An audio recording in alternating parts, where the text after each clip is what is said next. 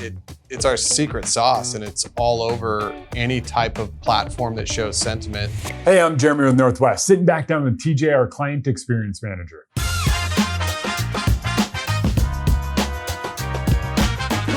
TJ, it's interesting when it comes to customer service because at some point you just have a commitment to the customers.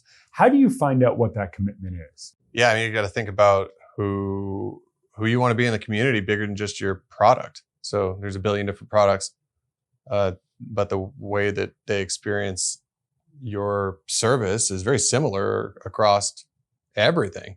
And so, like, if I'm starting a company selling, I don't know, shoes, from a product standpoint, I got to worry about my competitors who sell shoes.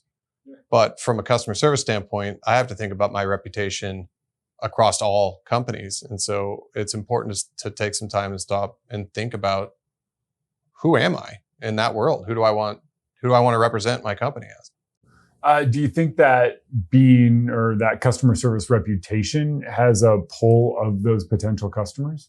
Man, so much. Like we've learned it here. Like we've been passionate about giving an amazing experience, leaving a good first impression, helping these people succeed in their business.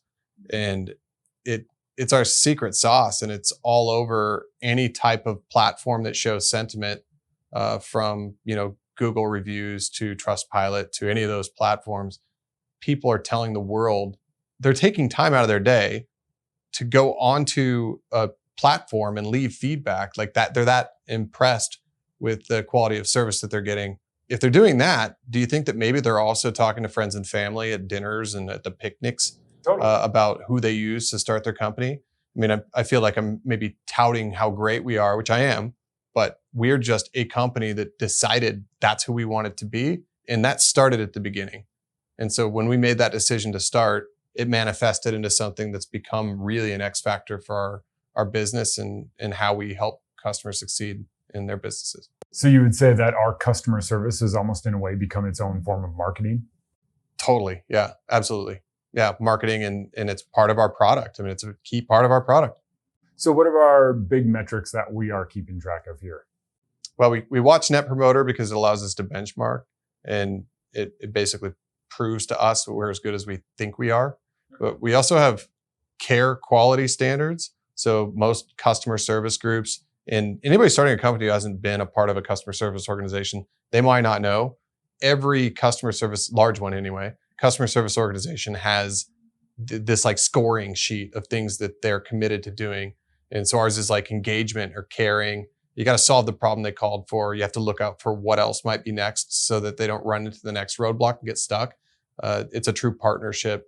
And so winning in those quality standard scoring is another key metric for us. So are we answering every single call that comes in? Yeah, man, I'm glad you asked that. That is a critical thing too. We made the commitment that it doesn't matter like what other big companies do where they've got these like, it's all money based. Like we think the math formula makes the most sense for us to not answer 15% of our calls because then we're staffed more efficiently. People are busier more often. Yeah. Do you think the 15% of customers who don't get their call answered care?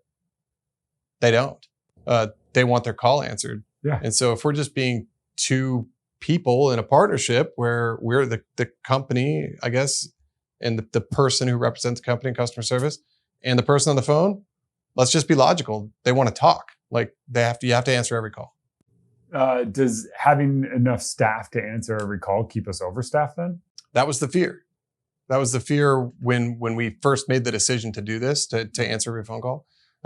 Because before, like our experience that built this customer service group, they all have experience in these big contact centers outside of the small world, like passion for customer culture we're creating here. And so we were sort of adopting this stupid idea that 15% of people shouldn't get their call answered because we didn't know what people would be doing when they weren't talking to customers. But turns out it's actually super valuable because now they have time to learn what they didn't know, to upskill, to share their feedback. That's the voice of customers for our organization. It's the people talking to them. So now we could hear what they have to say from the clients because they have the time to do that. So are our own customer service representatives being proactive in doing that, or how do you make sure that they're partaking in that? Yeah, you just have to be prepared, right? Because if you're just suddenly they're not busy and nobody knows what things that they need to focus on. So, for example, it's really important that we understand the ins and outs of business formation, and we could always get better because there's a lot of states.